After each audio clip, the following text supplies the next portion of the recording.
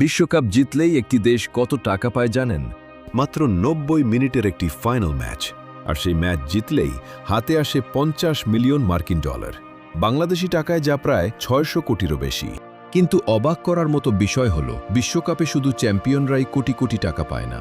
ফাইনালে হারা দল, সেমিফাইনালিস্ট, এমনকি গ্রুপ পর্ব থেকে বিদায় নেওয়া দলও খালি হাতে বাড়ি ফেরে না। তাহলে প্রশ্ন হল, ফিফা এত বিপুল অর্থ কোথা থেকে দেয়? একটি ফুটবল টুর্নামেন্টে শত শত কোটি ডলার ব্যয় করার পরও ফিফা কিভাবে লাভ করে? আর বিশ্বকাপ জয়ী দল যে ৫০ মিলিয়ন ডলার পায়, সেই অর্থ কি সরাসরি খেলোয়াড়দের হাতে যায়? ২০২৬ সালের বিশ্বকাপে ফিফা ইতিহাসের সর্বোচ্চ আর্থিক বন্টনের ঘোষণা দিয়েছে।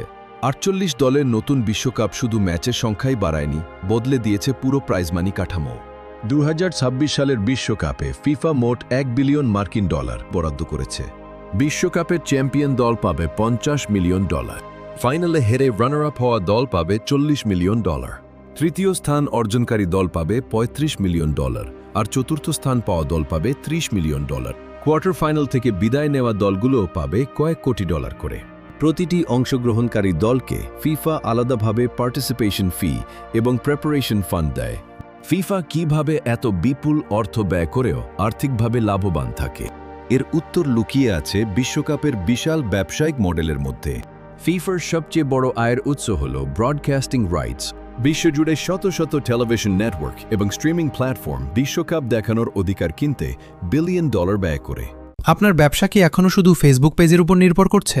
আজকের দিনে মানুষ সেই ব্যবসাকেই বেশি বিশ্বাস করে যার একটি প্রফেশনাল ওয়েবসাইট রয়েছে।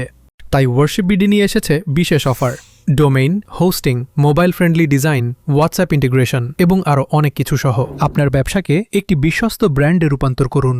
আর এখনই হোয়াটসঅ্যাপে যোগাযোগ করুন অথবা ডিসক্রিপশনের লিঙ্কে ক্লিক করুন। এরপর আসে global sponsorship. Adidas, Coca Cola, Visa, Hyundai, লেনোভোর মতো বিশ্বখ্যাত ব্র্যান্ডগুলো বিশ্বকাপের অফিসিয়াল পার্টনার হওয়ার জন্য বিপুল অর্থ পরিশোধ করে। তবে এখানেই রয়েছে একটি বড় ভুল ধারণা। অনেকেই মনে করেন চ্যাম্পিয়ন হওয়ার পর ফিফা যে ৫০ মিলিয়ন ডলার দেয়, সেই পুরো টাকাই খেলোয়াড়দের মধ্যে ভাগ হয়ে যায়। কিন্তু বাস্তবে ফিফা কোনো খেলোয়াড়কে সরাসরি প্রাইজ মানি দেয় না। চ্যাম্পিয়ন দলের জন্য ঘোষিত ৫০ মিলিয়ন ডলার প্রথমে যায় সংশ্লিষ্ট দেশের জাতীয় ফুটবল ফেডারেশনের কাছে। এরপর সেই ফেডারেশন নিজস্ব নীতিমালা অনুযায়ী খেলোয়াড়, কোচিং স্টাফ এবং সাপোর্ট টিমের জন্য বোনাস নির্ধারণ করে। এ কারণেই এক এক দেশের খেলোয়াড় এক এক রকম বোনাস পান।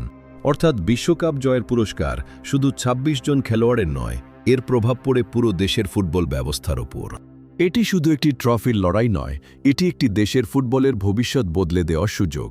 তবুও একটি বিষয় কখনো বদলায় না। ৪ বছর পর মানুষ খুব কমই মনে রাখে কোন দল কত মিলিয়ন ডলার পেয়েছিল, কিন্তু সবাই মনে রাখে কোন অধিনায়ক সেই সোনালি ট্রফিটি আকাশে উঁচু করে তুলেছিল। আপনার মতে ২০২৬ ফিফা বিশ্বকাপের শিরোপা জেতার সবচেয়ে বড় দাবিদার কোন দল? আপনার মতামত কমেন্টে জানাতে ভুলবেন না।